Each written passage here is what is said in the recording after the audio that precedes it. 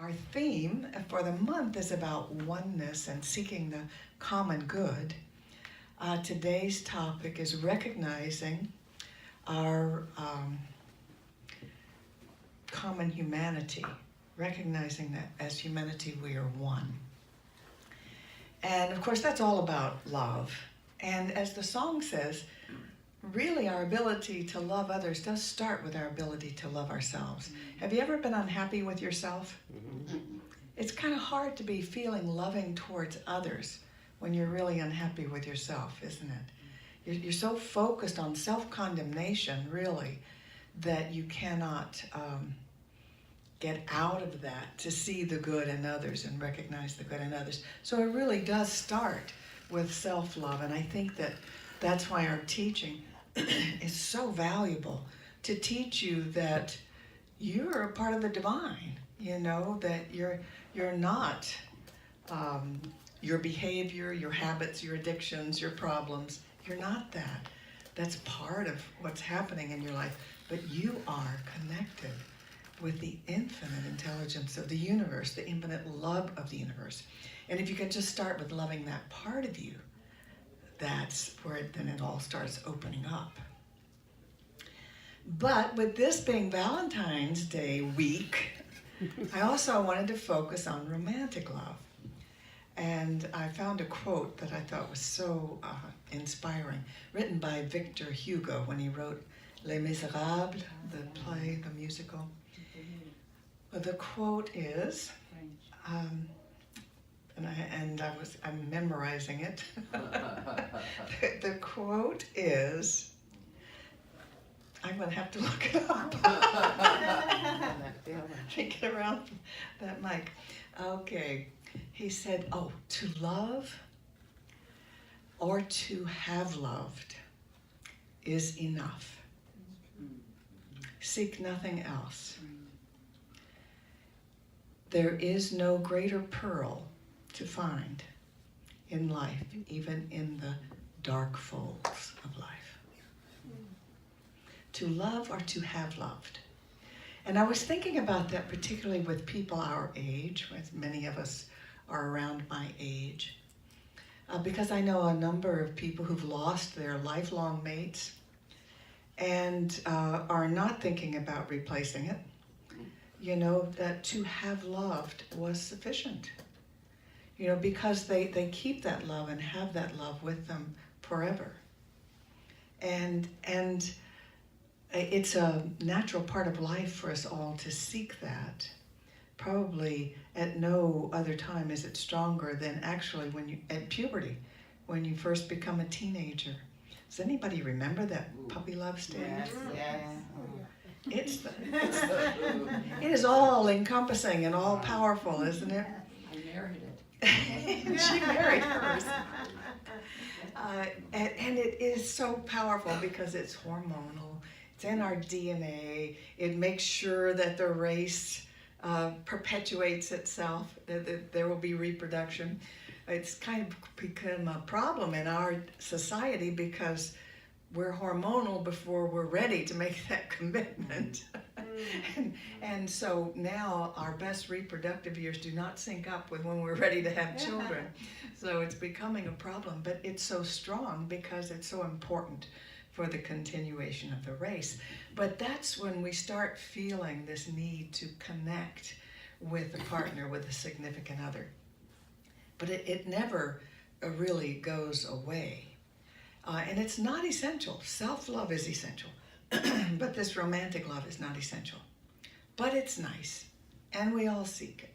So let's talk about how can we have that work as best as possible in our lives. Because we don't get much training in how to do it right. Do you remember when you were told as a teenager, don't worry, you'll recognize it when you're in love?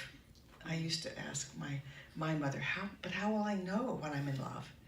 Because I was told the puppy love wasn't real love, so how will I know when I'm in love? Oh, don't worry, you'll know, you'll recognize it. Well, that's a problem, because that also is hormonal and chemical. We even know the chemicals now. The chemical of falling in love is PEA, phenylethylalanine. And you know, it just courses through your body. Every part of your being is in love. It stimulates the reward center in your brain. The same part that gets stimulated with cocaine or heroin that makes you feel so good is stimulated when you fall in love. But it's temporary. It's temporary. It's not enough to make a lifelong relationship or a partnership really work. So it feels good, it's hormonal. And that is what I think my mother and other people meant when they told me you'll recognize it when you feel it. Because it's also been defined as a temporary insanity. Because your life is totally overtaken with it. All rational decisions can fly out the window. You just want more of that. You want more of that, and you'll marry it, you'll run off with it, you'll do anything to have more of that. And it only lasts maybe about 6 months. It can extend to a year or so. And then if you do not have the skills and the basis for a good connection, it won't last. As a matter of fact, we find that with relationships, if they're not going to be like forever, they dissolve at about 3 years' time. And at that 3 years' time, you go, it's not worth working at anymore. It's not worth working for. It's not working. So people will try for a little while, but they don't know what to look for to make it be a good union. I didn't know what to look for. You go on automatic, you know, and we have what are called these love maps. And the love maps are created by your relationships growing up.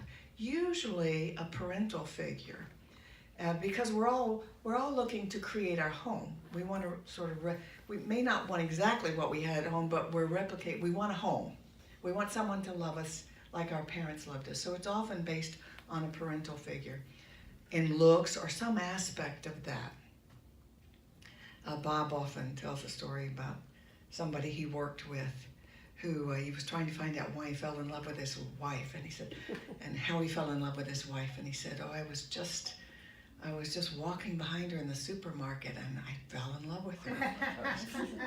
He said, yeah, her hair, she had this beautiful blonde long hair straight at the bottom, and I just fell in love with her. And he did some more inquiring about the guy's mother and what he used to love to do with his mother. And he used to love to work with her in the kitchen when she was baking and cooking. And she would often give him a broom that he could sweep the kitchen floor while she was doing this. And he had this broom all connected with mother love and being nurtured and fed. And they finally put together that the broom, you know, the beige part of it looked just like this woman's hair from the that he fell in love with. So what I'm telling you, that's a love map, but what I'm telling you is you need more than that for it to work. And we have so many competing theories about what makes a relationship work. You know, I used to hear growing up, oh, opposites attract. Opposites attract. Well, they may attract, but it doesn't make for a good relationship. Usually you want as much sameness as possible, particularly shared values. Shared spirituality is great if you can get it, you know, because that's a very central value, what you believe spiritually. So the old wisdom used to be, don't marry someone outside your religion. But when you're in love, do you pay attention to that? No, that can't possibly matter. And every other thing, like shared interest, what you like to do with your time. No, that can't matter. I'm in love. And then, you know, the being in love part fades away, and those things really matter. You know, we fight about our differences. We don't fight about our similarities. So the old opposites attract thing is often, well, an introvert will be attracted to an extrovert.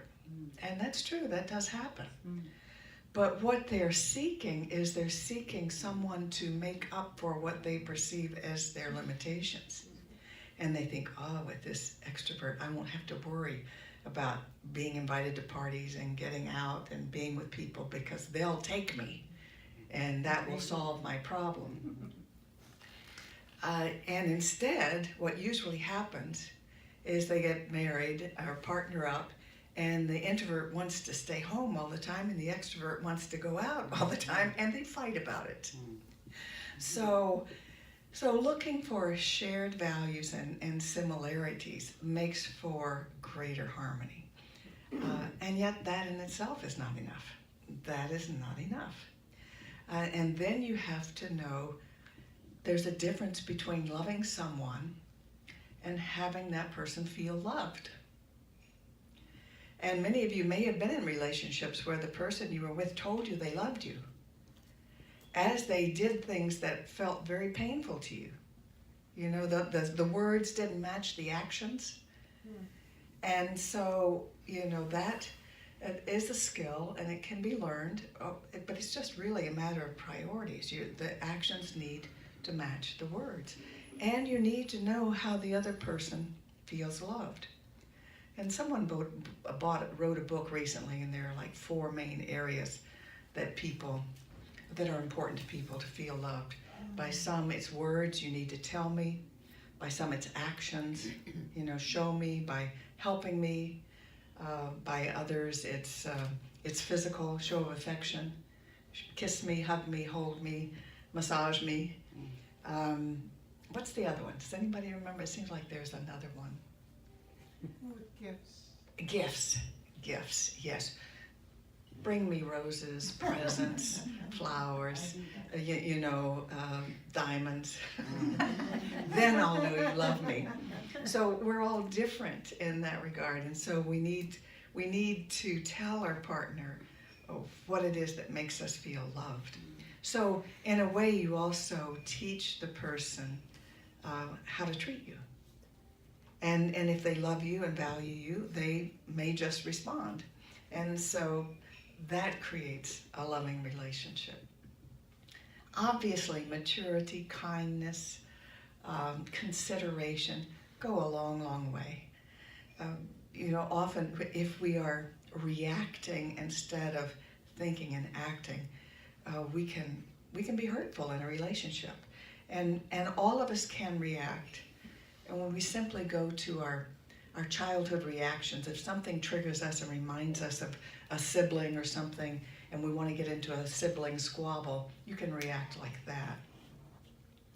And they're not your sibling, this is your partner.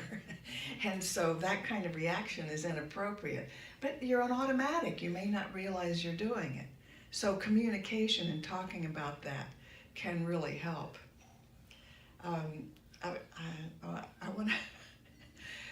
I've got to share this story, and Bob probably won't appreciate it, but it's so funny to me. It's so funny to me because Bob grew up with a bunch of siblings, and they often didn't even have their own bed, and they slept together, and so they would fight with each other and things like that.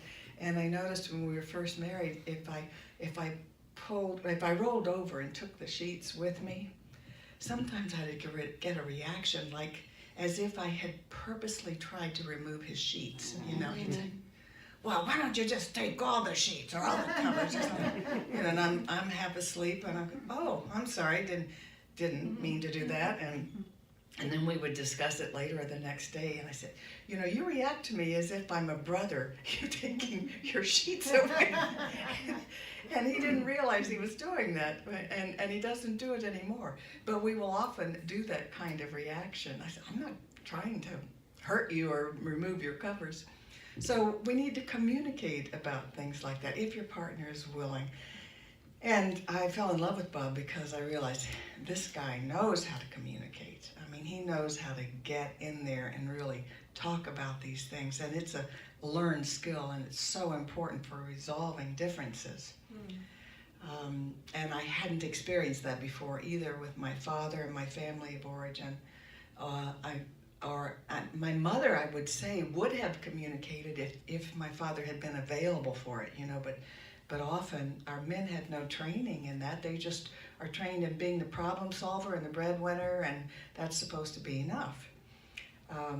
But it takes more than that. And of course, the first man I married was also unskilled, unwilling.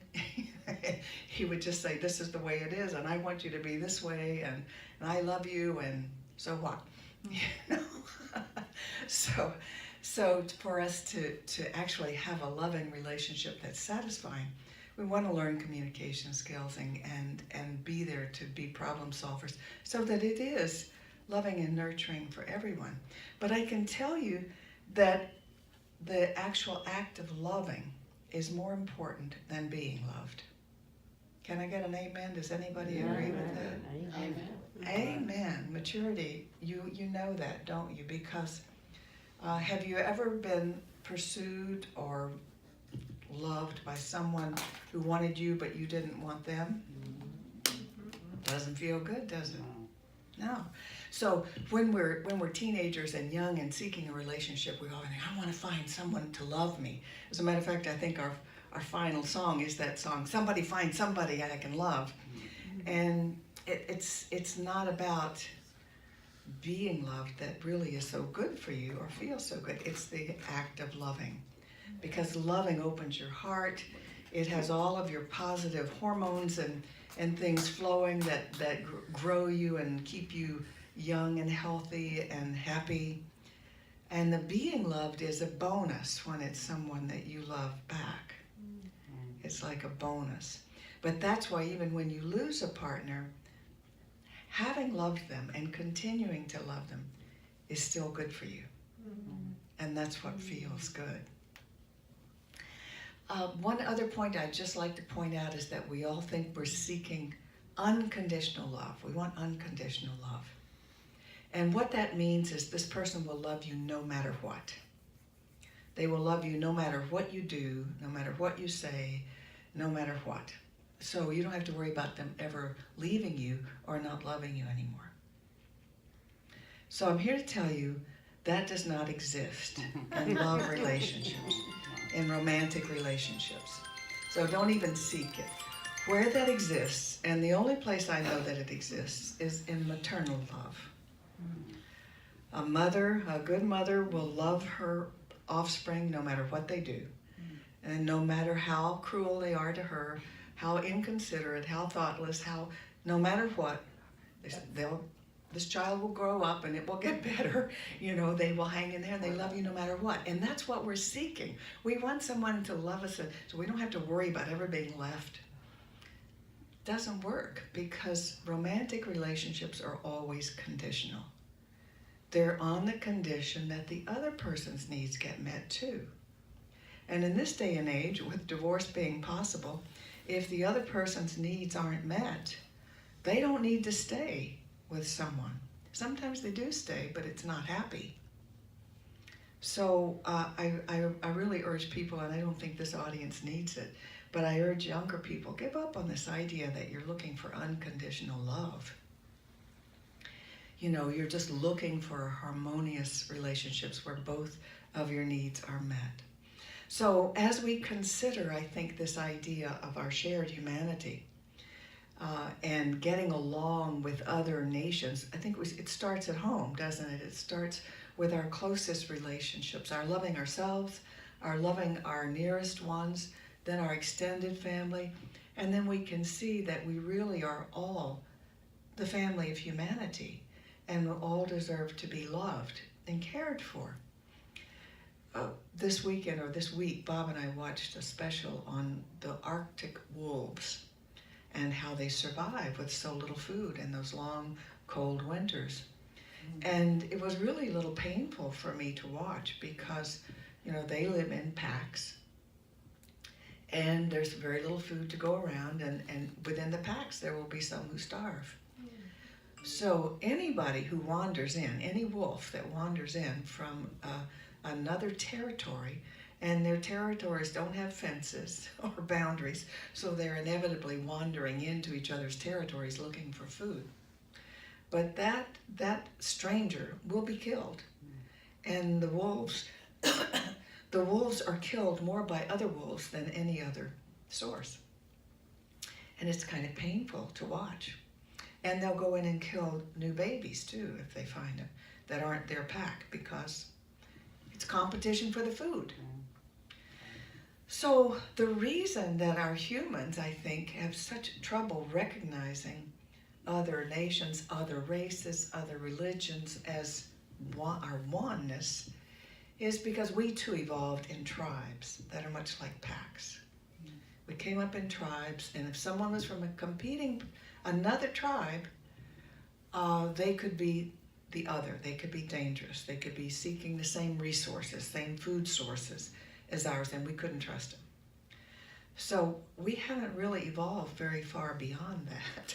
Even though we may know we're all human beings, we all live on planet Earth, we all share the same resources, why can't we make decisions based on the good of all human beings? We still kind of revert back to that tribalism of us versus them. I think it's movements like ours, people like us, who have the vision that humanity is one, who start the revolution, the evolution, the love-evolution. The love-evolution of knowing that we're all in this together. And we need to grow out of the belief that we can make decisions that just affect us, just our region, just our country, just our economy. We have a world economy now, and every decision we make affects others. So people like the Dalai Lama, and I'm listening to his book, listening and reading his book, because I've got it on tape as well as reading it. You know, people like the Dalai Lama say, you know, we can't make decisions about just our nation anymore or just our area. We need to start making decisions for the good of all, and I certainly agree with him. Also, he's the only other place I've ever read this idea that loving is more of what feels good to us than being loved. I've never seen anybody else write that. So that is what I wanted to say about love, romantic love. For those of you who have it now, enjoy it. For those of you who have had it, enjoy that. For that is enough. So it is. So good.